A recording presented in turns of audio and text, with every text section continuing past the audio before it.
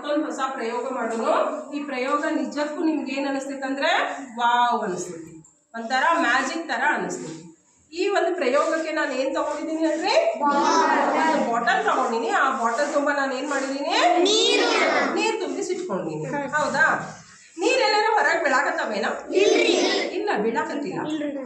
ಈಗ ನೋಡ್ರಿ, ಈ ಬಾಟಲ್ ನಾನು ಕೆಳಗಡೆ ಇಲ್ಲಿ ಹೋಲ್ ತೆಗ್ದೀನಿ, ರಂಧ್ರ ಮಾಡೀನಿ, ಸಾಕಷ್ಟು ತೂತುಗಳನ್ನ ಮಾಡೀನಿ, ಆದ್ರೂ ನೀರು ಹೊರಗಡೆ ಬರ್ತಾ ಇಲ್ಲ. ನಿಮ್ಗದು ವಾವ್ ಅನಿಸ್ತೈತೆ? ಹೌದಿಲ್ಲ? ತೂತ್ ಐತಿ ಅಂದ್ಮೇಲೆ ನೀರ್ ಹೊರಗಡೆ ಬರ್ಬೇಕಾಗಿತ್ತು, ಸೋರ್ಬೇಕಾಗಿತ್ತು, ಆದ್ರೆ ಅದು ಹೊರಗಡೆ ಬರ್ತಾ ಇಲ್ಲ. ಯಾಕೆ ಹಿಂಗಪ್ಪ ಅಂತಂದ್ರೆ, ಈಗ ನೋಡ್ರಿ, ಗಾಳಿ ಸುತ್ತು ಕಡೆ ಏನೈತೆ ಹೇಳ್ರಿ, ಗಾಳಿ ಐತಿ.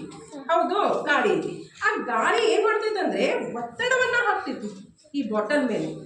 ನೀರಿಗೆ ಏನ್ ಮಾಡ್ತೈತೆ, ಅದು ಹೊರಗಡೆ ಬರಬೇಡ ಅಂತ ಹೇಳ್ತೈತೆ. ಹೊರಗಡೆ ನೀನು ಬರಬೇಡ, ಅಲ್ಲೇ ಇರು ಅಂತ ಹೇಳ್ತೈತಿ. ಒತ್ತಡವನ್ನ ಹಾಕ್ತೈತಿ, ಅದಕ್ಕಂದಲ್ಲಿ ಅದು ಹೊರಗಡೆ ಬರ್ತಾ ಇಲ್ಲ.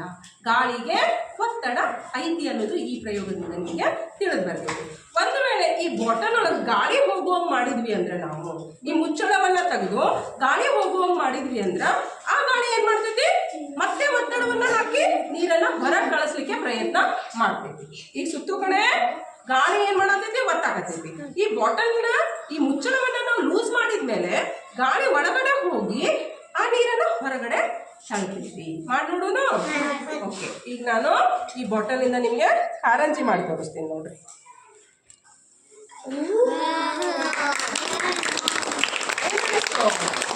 ಖುಷಿ ಅನ್ನಿಸ್ತಾ? ನೋಡ್ರಿ, ಕಾರಂಜಿ ಸ್ಟಾರ್ಟ್ ಆಯ್ತು. ಈ ಕಾರಂಜಿ ನೋಡ್ರಿ ನಾನು ಮತ್ತೆ ಬಂದ್ ಮಾಡ್ತೀನಿ.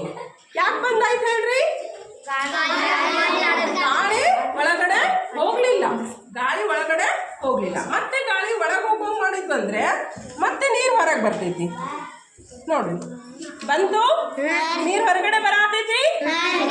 ಎಸ್, ಈ ನೀರು ಹೊರಗಡೆ ಬರೋದನ್ನ ನಾವು ಬಂದ್ ಮಾಡ್ಬೇಕಂದ್ರೆ ಮತ್ತೆ ಕ್ಲೋಸ್ ಮಾಡ್ಬೇಕು. ಮತ್ತೆ ಕ್ಲೋಸ್ ಮಾಡಿದ್ರೆ ಖುಷಿ ಆಯ್ತಾ ನಿಮ್ಗೆಲ್ಲರಿಗೂ?